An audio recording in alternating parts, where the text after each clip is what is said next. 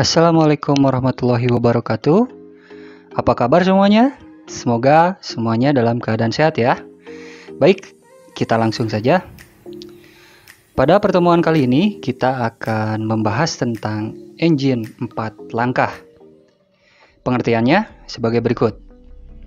Engine 4 langkah atau 4 tak adalah sebuah motor pembakaran dalam yang melakukan 4 langkah piston atau 4 langkah torak dan 2 kali putaran poros engkol. Jelas ya? 4 langkah tersebut adalah yang pertama langkah hisap, kemudian langkah kompresi, dilanjut dengan langkah usaha, dan terakhir adalah langkah buang. Sebelumnya kita akan membahas tentang komponen-komponen yang ada di dalam ilustrasi yang sudah kita sediakan ini. Nomor 1 adalah katup masuk atau intake valve. Yang nomor 2 adalah exhaust valve atau katup buang. Nomor 3 ring piston atau cincin torak. Nomor 4 pistonnya itu sendiri. Nomor 5 connecting rod. Nomor 6 crankshaft atau poros engkol.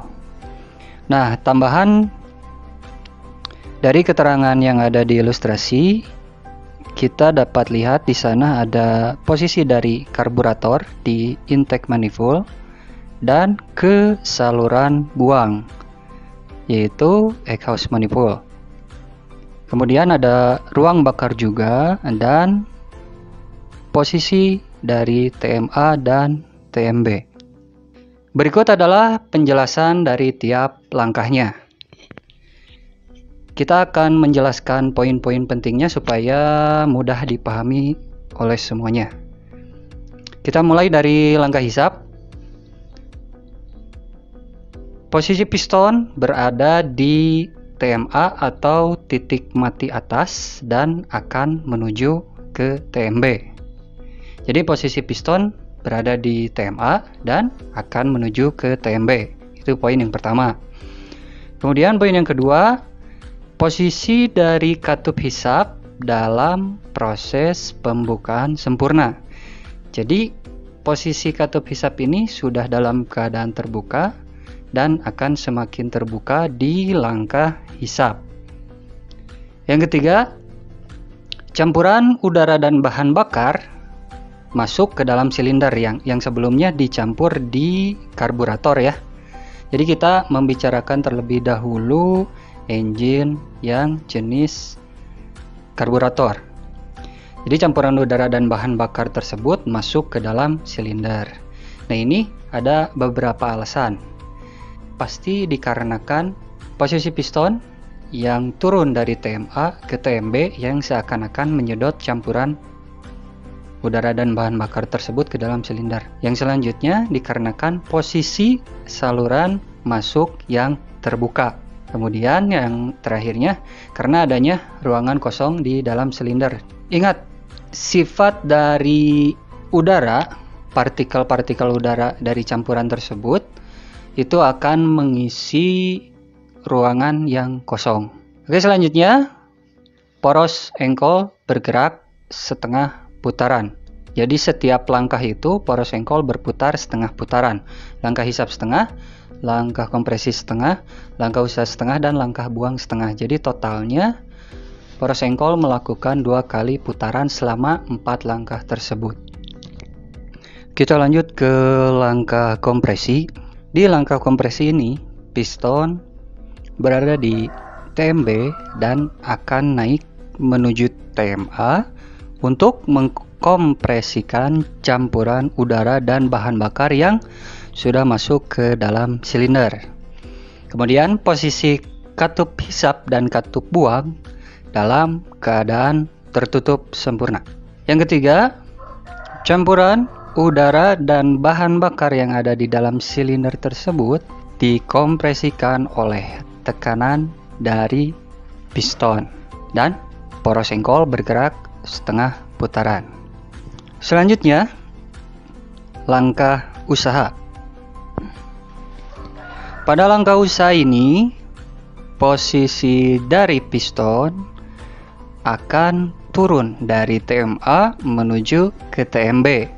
Ditambah tekanan dari hasil pembakaran campuran udara dan bahan bakar di dalam silinder yang akan membantu piston atau mendorong piston turun dari TMA ke TMB secara cepat.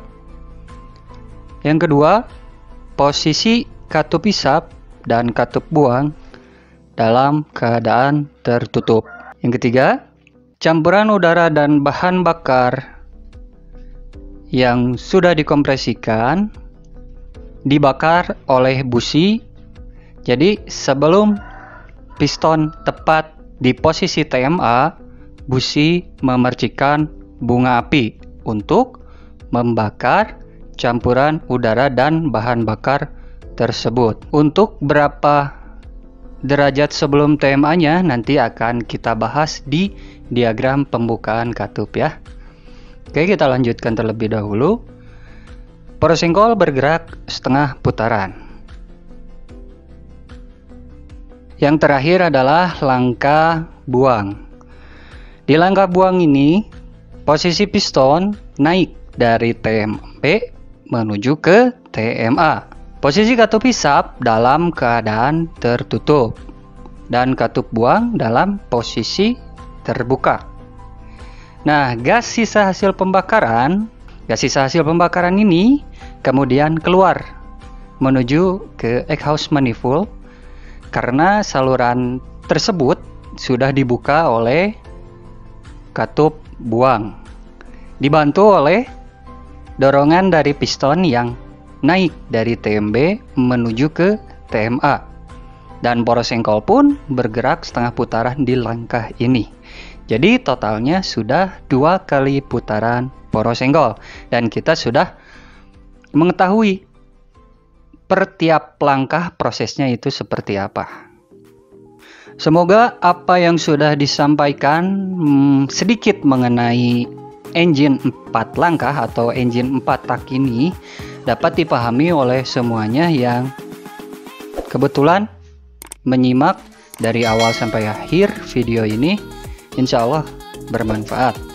Untuk pembahasan lebih lanjut kita akan bahas di video selanjutnya dan dengan materi-materi selanjutnya. Jadi subscribe terlebih dahulu supaya informasi yang kita upload akan